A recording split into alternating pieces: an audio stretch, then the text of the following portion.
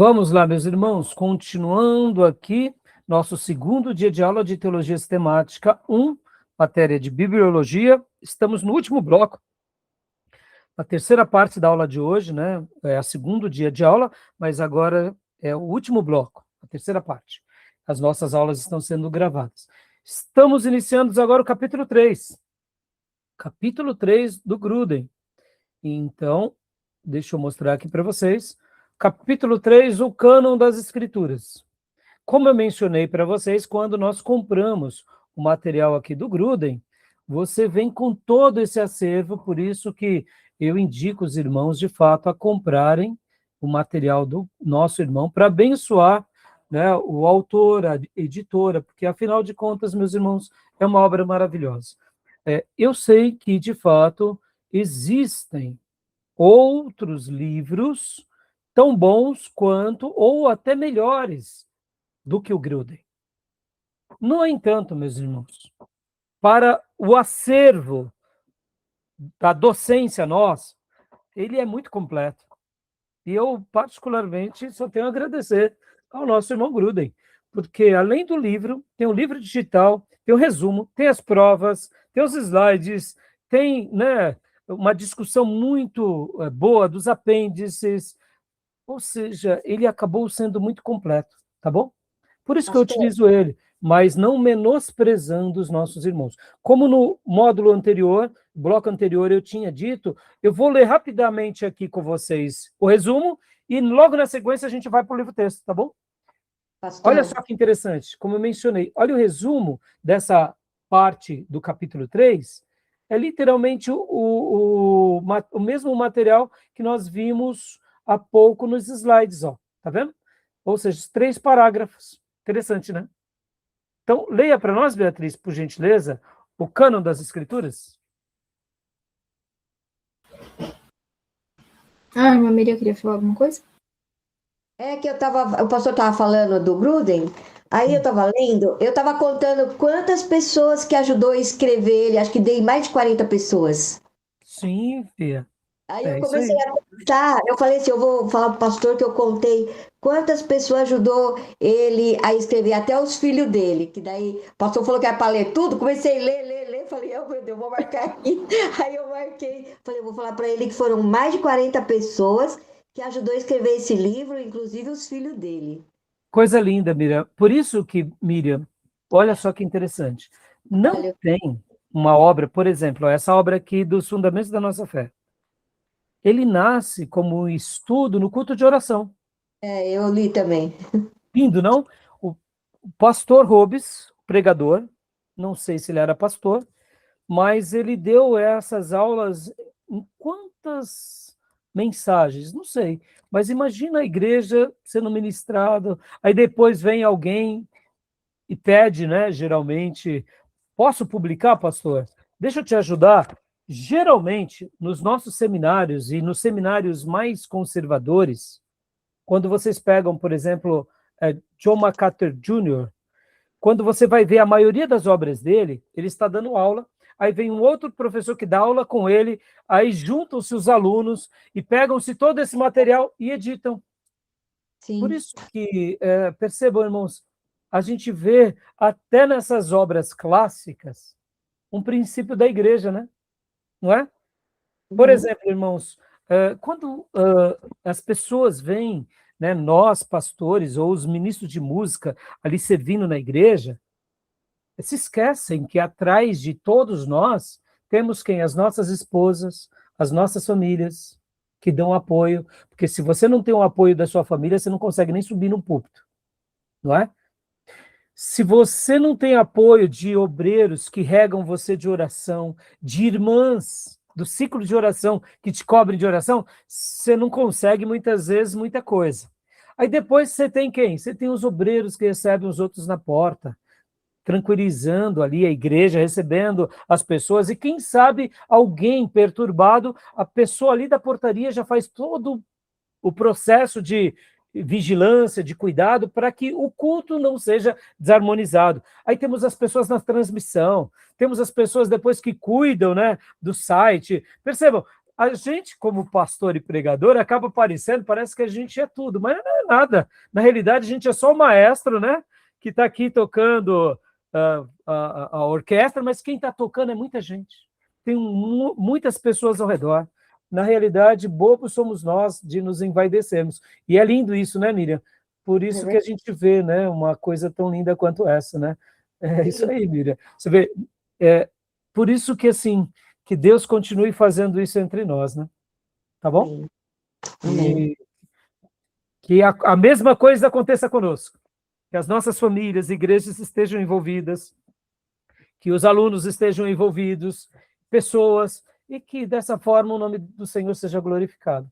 É um princípio da igreja, né? É a comunhão, né? Lindo, né? Tá bom, Miriam? Mais alguma coisa? Não. Então leia para nós, Beatriz, por gentileza. O cânon das Escrituras. Não devemos subestimar a importância dessa questão. As palavras das Escrituras são as palavras pelas quais alimentamos nossa vida espiritual. Portanto, podemos reafirmar o comentário de Moisés ao povo de Israel a respeito da lei de Deus. Porque não se trata de uma palavra sem valor para vós, antes é a vossa própria vida. E por essa palavra prolongareis vossos dias na terra, o qual, passando o Jordão, ireis possuir. Deuteronômio 32, 47. Lindíssimo. Inclusive, eu ia ler esse mesmo texto no nosso livro, porque, de fato, essa é uma palavra lindíssima, né? Eu ia pedir para você ler aqui essa mesma parte, tá bom? Mas já que você já leu, então podemos prosseguir. Glória a Deus. Porque não se trata de uma palavra sem valor para vós. Lembra que há pouco, no módulo anterior, eu falei de pastores que tentam reinterpretar a Bíblia, dando agora uma nova leitura àquilo que a Bíblia já dizia, e fiz aqui uma crítica dizendo que os católicos creem nos seus credos e vivem por eles, e ninguém questiona eles. Claro, há questionamentos dentro do catolicismo, mas o que eu quero dizer? Eles são resolvidos nos seus credos. Para ser um católico, você tem que praticar tais coisas. Ora, nos orgulhemos, meus irmãos, de seguir a Bíblia. Nos orgulhemos de seguir a Jesus, de ser do Senhor. Isso nos basta. Tenhamos esse santo contentamento. Mesmo que vozes e pessoas digam mil coisas, creiamos nas Escrituras, porque não se trata de uma palavra sem valor para vós. Antes, vírgula, é a vossa própria vida. E por esta palavra prolongareis os vossos dias na terra, o qual, passando o Jordão, ireis a possuir. Perceba, quando nós acreditamos na palavra, o próprio Senhor da palavra trabalha na nossa vida, porque Deus tem compromisso com a sua palavra. Por isso que nós, meus irmãos, precisamos guardar a palavra, viver a palavra. E eu sei que tem mandamentos bíblicos que são mais difíceis do que outros. Alguns são mais doces e fáceis, outros são mais difíceis. Tá bom? Continuemos? Pode ler para nós, Beatriz? Cânon do Antigo Testamento. Opa, desculpa. Onde surgiu a ideia do cânon? A ideia de que o povo de Deus deve preservar uma coleção de palavras escritas de Deus. A própria Bíblia dá testemunho a respeito do desenvolvimento histórico do cânon. A coleção mais antiga das palavras de Deus é nos 10 Mandamentos, que, portanto, constituem o início do cânon bíblico. O próprio Deus escreveu sobre 2 tábuas de pedra as palavras que ele ordenou ao seu povo. Quando acabou de falar com Moisés no Monte Sinai, deu a Moisés as 2 tábuas do testemunho, tábuas de pedras escritas pelo dedo de Deus. Êxodo 31, 18. Lemos novamente. As tábuas eram obra de Deus, também a escritura era a mesma escritura de Deus, esculpida nas tábuas. Êxodo 32, 16, conforme Deuteronômio 4, 13 e 10, 4. As tábuas foram depositadas na Arca da Aliança, em Deuteronômio 10, 5, e constituíam os termos da aliança entre o Deus e seu povo. Irmãos, esse ponto é Maravilhoso. Porque tanto as tábuas quanto os textos de Moisés, nós entendemos o Pentateuco, ficavam na arca. Junto com o maná. E o que mais? Tinha uma terceira coisa. A vara de Arão? A vara de Arão, que não estava plantada, mas que florescia. Glória a Deus, né? Ou seja, Deus fez questão de, inclusive, fazer um milagre com a vara de Arão, com o maná, pelo qual o maná não se estragava, mostrando que tanto os mandamentos, sejam eles os 10, ou os textos de Moisés, quanto a vara, quanto o maná, são tudo milagres de Deus para nós. Perceba, quando guardamos a Bíblia como esse milagre de Deus para nós, nos alimentamos por ele. Vou repetir. A vara de Arão florescia, o maná não se estragava e o texto bíblico estava ali. Os três eram um milagre. Os três vieram de Deus. O que foi preservado para o povo de Deus por todas as gerações não foi a vara da aliança, não foi o maná, mas foi a palavra. Não só os 10 mandamentos, mas os textos de Moisés. Percebam que Deus permitiu com que isso fosse perpetuado para mostrar que, assim como os três foi fruto de um milagre, quem preserva esse texto no seu coração vive e desfruta desse milagre. Por isso que a Bíblia nos basta. Tá bom, meus irmãos? E quando eu desconsidero a Bíblia, é como se eu estivesse desconsiderando o próprio milagre de Deus. Agora, olha que interessante. A Arca da Aliança foi preservada? Sim. Onde está? Não, agora não tá mais, né? Mas Arca ela não tá, né? Ela sumiu, Isso, então não. Para apareceu. você pensar, né, Miriam? Falou, né, ela foi preservada até General Lá Tito, no, né? lá no Templo de Salomão, pastor, lá no Brás. Lá. Dizem que a arca está na Etiópia, né, Moisés? Né, Tomé, já ouviu falar disso? Que há Já ouvi um falar. grupo de etíopes que até hoje está lá, dizem que a arca está lá. Bom, se está ou não, eu não sei. Mas, assim, há um mistério aí muito interessante. Eu acredito que essa arca um dia alguém vai encontrar, tá bom? É o que eu penso. Mas por que já há 2000 anos ela se perdeu? Porque lembra que no dia da morte de Jesus o véu se rasgou? E agora não é mais o sumo sacerdote que entra uma única vez. Todos aqueles que vão a Jesus entram, como diz Hebreus, no Santo dos Santos.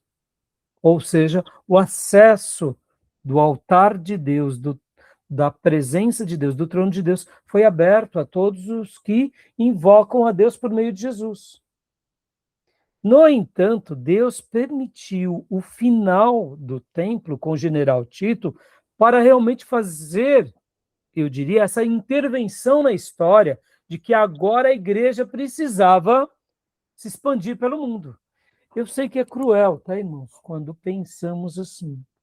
Deus destruiu o templo, mas foi. Lembra que Jesus tinha dito? Não ficará pedra sobre pedra, mas em 3 dias eu reerguerei o templo. Quando que, de fato, o templo foi reerguido de fato? quando Jesus ressuscitou. Exato. A ressurreição dele foi a ressurreição do templo, porque o templo era o tipo de Cristo, era o lugar para se adorar a Deus. Por isso que Jesus é a grande presença, é o grande templo, é o grande santo dos santos. Quem vai a ele, vai à presença de Deus. E Deus agora fala com o seu servo. Então, olha só que coisa linda. Quando Deus, na pessoa de Jesus, diz, não ficará pedra sobre pedra, em 3 dias eu o reconstruirei, era já fazendo uma profecia para aquele povo que eram os seus discípulos e os demais, dizendo, olhem para aquilo que é certo. Não olhem para as paredes. Olhem para aquilo que de fato importa, que sou eu. Em 3 dias eu vou reerguer o templo. Porque assim como o tabernáculo era um tipo de Cristo, o templo era um tipo de Cristo. E podem ver que hoje não há um dia propriamente sagrado. Guardamos o domingo, porque o domingo é o dia da ressurreição, como fazia a Igreja Apostólica. Mas nós não precisamos adorar a Deus apenas no domingo. Marcamos um dia na semana para adorar a Deus, porque essa é a forma de nos unirmos como povo e marcarmos um compromisso na nossa agenda para que juntos pudéssemos buscar a Deus. Porque se cada um buscar a Deus no seu dia, não teríamos unidade. Mas percebam que nós guardamos o domingo sem legalismo. E no dia que guardarmos o domingo com legalismo, estamos fazendo o mesmo desserviço que faziam os fariseus.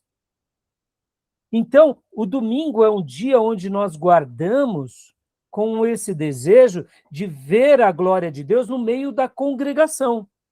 Mas o dia de ir a Deus, o dia de ir ao Santo dos Santos, não precisa ir à igreja, basta ir a Jesus, porque ele é o grande templo que rasgou o véu.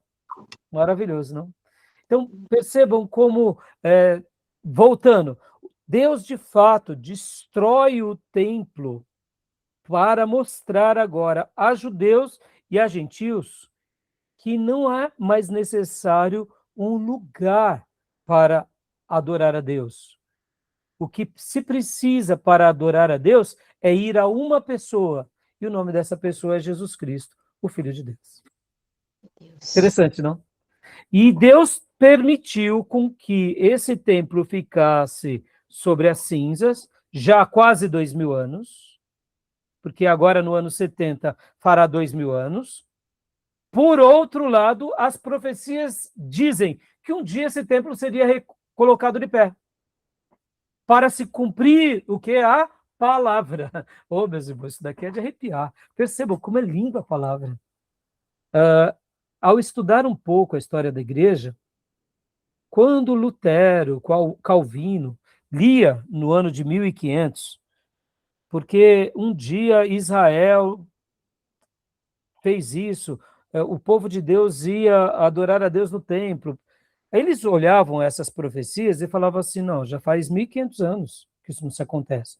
Então aqui, possivelmente, diziam os reformadores, ele está falando de Israel, mas já não existe mais o povo de Israel. A nação de Israel já não existe mais. Então essa profecia deve ser aqui uma figura de linguagem. E de repente, em 1948, logo depois da Segunda Guerra Mundial, o povo judeu espalhado no mundo, depois da grande chacina e maldade de Hitler e dos nazistas ao povo judeu, aqui há um regresso de judeus à nação de Israel, e o Estado de Israel volta a existir quase 2000 anos depois. É de arrepiar ou não, meus irmãos? É por isso que de 1948 para cá, as mensagens apocalípticas se tornaram muito mais relevantes. Porque aquilo que outrora ficou apagado por quase 2000 anos, agora voltou à tona. Interessante, não, meus irmãos? Maravilhoso, né? Por isso que Deus tem compromisso com a sua palavra. E a palavra de Deus e Deus, eles se revelam de forma maravilhosa a nós. E quando cremos, a gente desfruta de tudo isso, tá bom? Bom, o cânon do Novo Testamento, para a gente concluir, Beatriz.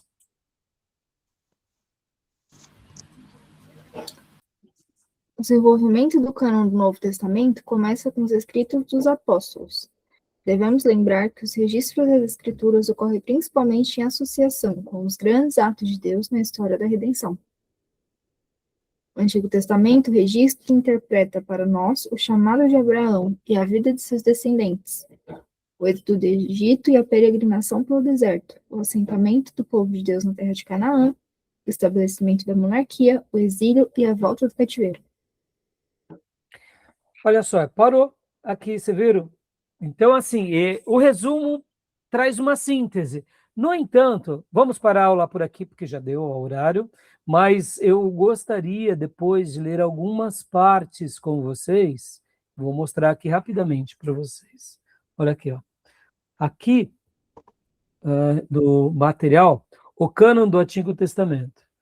Então, aqui a gente vai ter algumas falas muito legais, e eu queria pegar aqui depois com vocês esse assunto aqui. Deixa eu achar o conteúdo do cânon do Antigo Testamento, quando fala aqui. Onde está? Aqui, ó, Joséfo. Essas partes aqui, depois eu quero, conforme for, ler com vocês, tá vendo? Ó, o conteúdo do cânon do Antigo Testamento continua aumentando até o fim do processo de escrita. Se datarmos Ageu, e aí, bom, depois a gente volta, continua a partir daqui, mas vão lendo o livro, eu quero ler mais um pouco com vocês sobre essa parte, e aí a gente vai para a próxima parte, que é como se diz, o capítulo 4. Mas eu quero gastar um tempo ainda aqui no livro-texto, tá, meus irmãos? Ó, percebam, hoje nós lemos os slides, vimos aqui um pouco do resumo, mas agora a gente vai para o texto. Ô, pastor, mas o senhor está sendo tão redundante. Sim, um professor, ele é prolixo. Vamos lá, é como pintar um quadro. Quando batemos os olhos, falamos, ó, que lindo. Mas a docência, o ensino, nos faz tentar explicar para vocês os detalhes. Porque muitas vezes, um olhar inicial não enxerga tão bem alguns detalhes. Um pintor, ele usa tintas, ele usa a luz, ele usa combinações, ele usa o tecido. Pois é isso. Aqui agora no texto tem umas pérolas que eu quero poder destacar para vocês, tá bom? Então a gente vai continuar aqui no cânon, e como eu disse, meus irmãos, sem pressa, sem pressa. Se você está afobado, fique desafobado, tá bom? Porque eu não estou com pressa, não. Eu acho que mais do que passar aqui um conteúdo, é te fazer entender, tá bom? Essa parte a gente já trabalhou, em introdução ao Antigo Testamento, introdução ao Novo Testamento, só que nós não dissecamos. Agora é hora de dissecar, tá bom? Beleza, meus irmãos? Tá bom, minhas irmãs? Já. Alguma pergunta, alguma dúvida? Não, pastor. Só na próxima aula a gente esclarece dúvida. Então tá bom. Então, firme na leitura, Miriam. Pode deixar, pastor. Eu lembro que eu tô ficando já com os olhos doendo, viu? Então Brincadeira. tá bom, Miriam. Então tá bom, meus irmãos. Deus abençoe, viu? Boa noite, a paz, Continuar amados. orando uns pelos outros. Deus abençoe. Na irmã Cleusa, depois eu vou mandar Isso, né? Vai nos avisando sobre ela, tá bom? Tá bom, pastor. Graças pais. E Amém. Boa noite. querendo Deus, nos vemos amanhã no nosso culto de oração. Amém. Glória a Deus. Amém. Boa Deus noite, abençoe. pastor. Boa noite, Boa irmãos. Deus abençoe. Amém.